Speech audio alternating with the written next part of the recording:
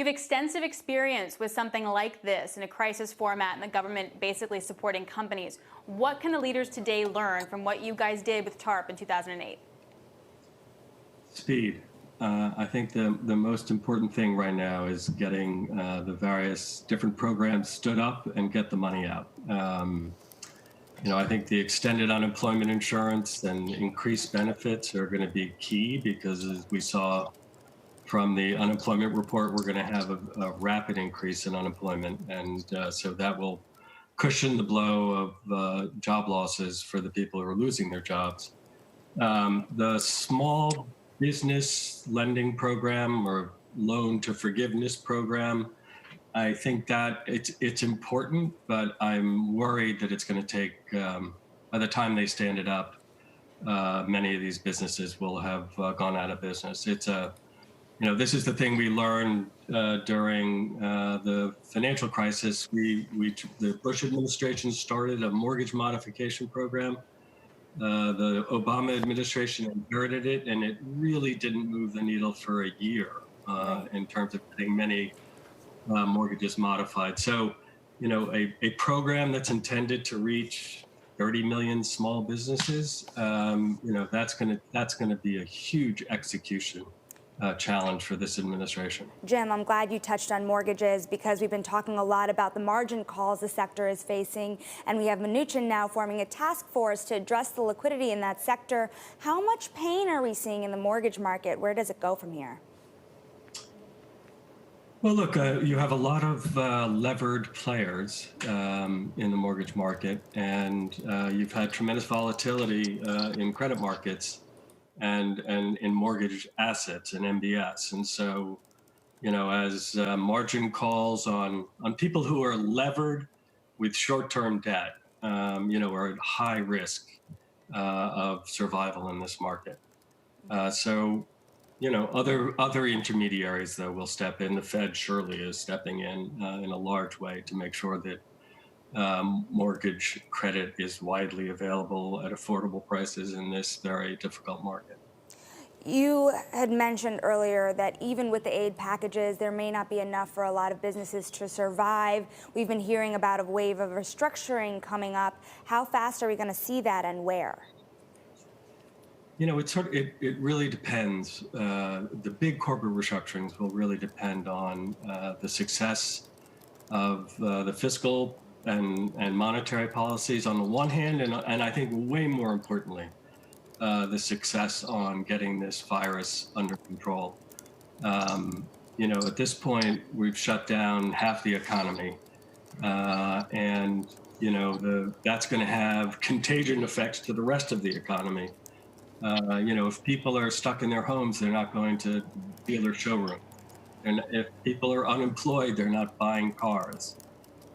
So the sooner we get the virus under control, the greater the likelihood that this economy will recover. But I do think that given just how far behind the curve we are on the virus, that we're going to see a wave of restructuring. Clearly, as Mr. Kaplan noted, the energy sector is going through the third round of restructurings that it's experienced since the financial crisis as a result of the price war between the Saudis and the Russians.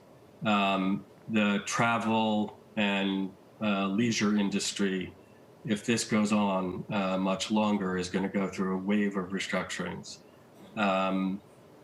I think, you've got a series of consumer durable and industrial businesses that depend on demand.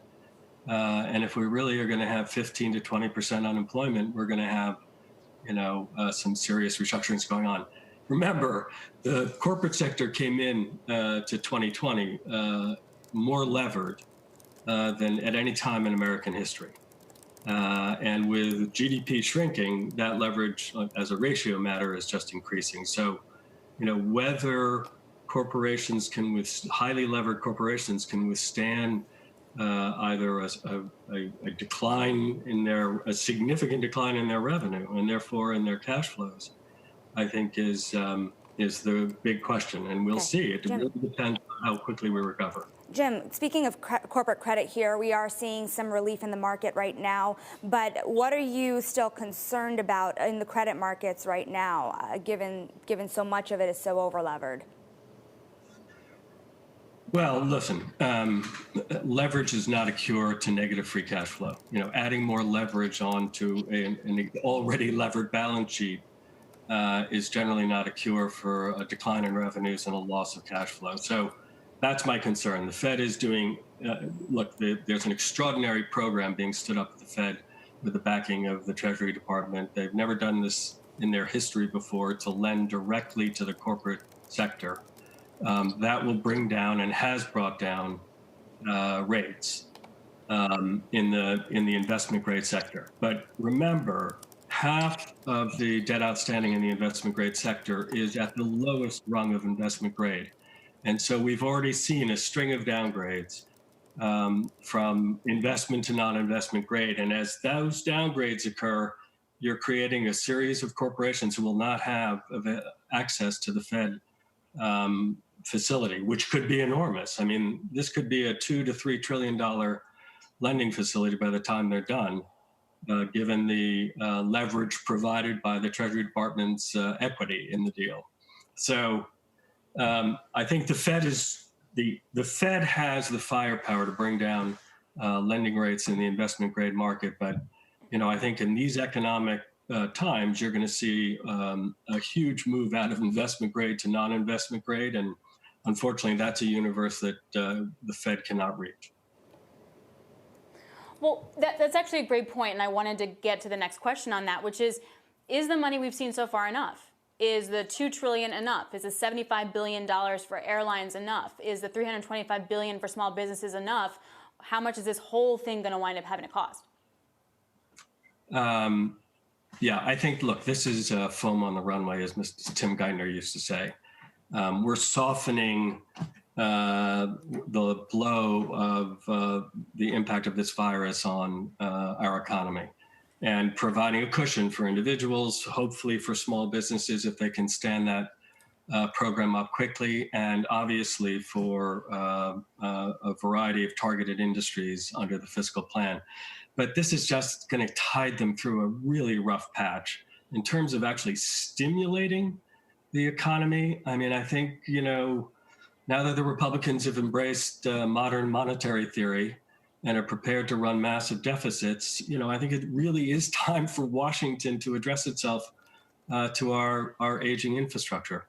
And, that would be stimulative. If we really have 15 to 20% unemployment, the Dallas Fed chief said, if it all goes right, we'll be down to 7 or 8% unemployment. That's still right around the level we entered 2009 with. So, we're talking about a deep recession.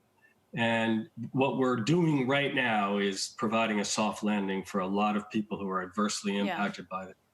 But if we actually want to stimulate the economy, the federal government's going to actually have to start making public investments.